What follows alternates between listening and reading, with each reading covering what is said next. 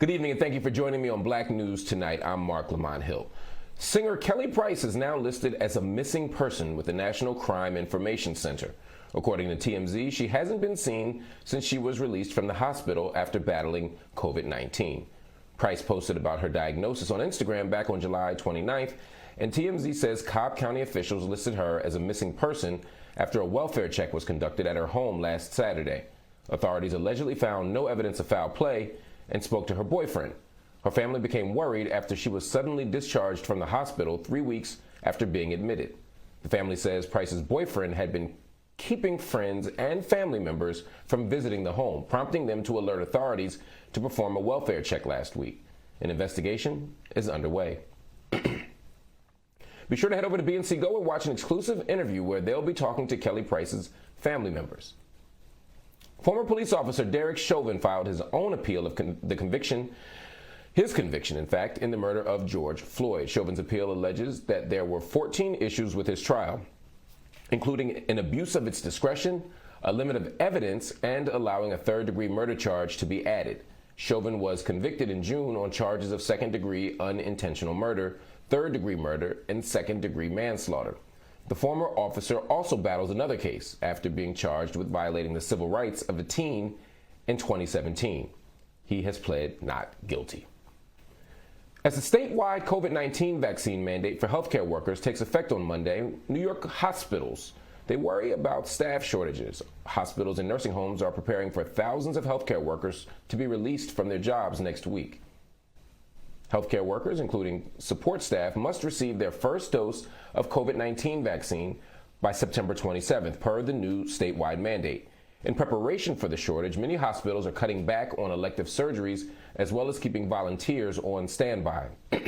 New York State has been averaging close to 5,000 new daily cases. In Los Angeles, a lawsuit has been filed on behalf of Los Angeles police officers and firefighters who are refusing to receive the COVID-19 vaccine. The lawsuit argues that the mandate, which takes effect October 5th, violates the first responders' constitutional rights and is a violation of their right to due process. Roughly 3,000 Los Angeles Police Department officers and hundreds of Los Angeles firefighters are expected to seek religious or medical exemptions. The area around the Del Rio International Bridge, where Haitian migrants had been camping for the past week, has now been cleared out. The last 2 buses with migrants on it left for Customs and Border Protection processing centers this morning. Most of the makeshift tents and tarps have also been removed. This is a completely different scene than what we were seeing earlier this week. At one point in time, there were at least 14,000 migrants camped under and around the bridge. It's been a long journey for many of the Haitian migrants. We got a chance to speak with some of them about their travels. They were actually let in the same facility with everybody else. In a room, 40 or 50 people.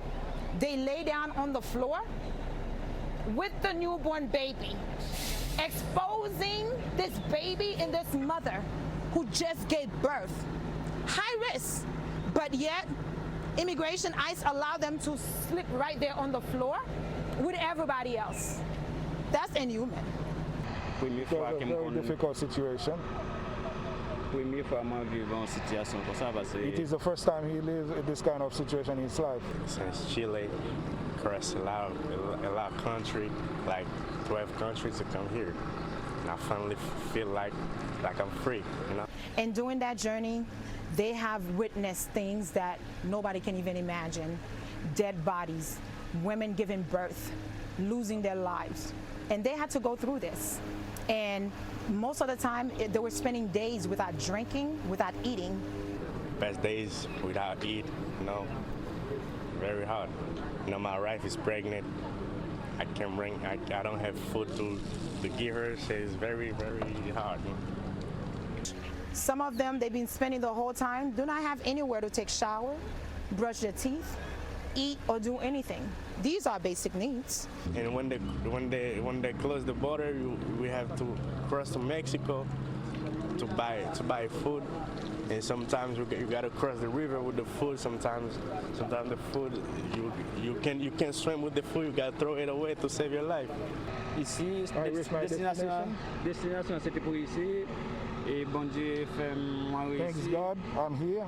Et bon, c'est quand même, c'est comme tu as dit ça, c'est pour moi-même, c'est tout à fait. Okay. It is the land of opportunity. Yeah, the story is very long. You know, I've been a long way to come here, so I can say I feel like a free slave. I feel like a free slave. That language, that sentiment, is so deeply troublesome. One of the things we have to do as Americans is think about not just how we respond to the current crisis at the border, but to think about our role and responsibility in creating the crisis at the border. We have to go deep into history. We have to go all the way back to the Haitian Revolution. We have to look at the Louisiana Purchase. We have to understand the very ways that Haiti itself allowed the United States to exist and thrive and spread its empire in the way that it did. We have to look at the way that our policies have undermined the capacity of Haiti to thrive economically, not just the United States, but France and many other Western nations. In other words, we can't look at Haitians as refugees who simply can't manage their own country and are now asking us to come in and save them. We have to look at ourselves as active agents in the creation of the very problem that they're running from right now. What we saw earlier in the week was one of the most grotesque, morally atrocious scenes that we've seen maybe in recent political memory.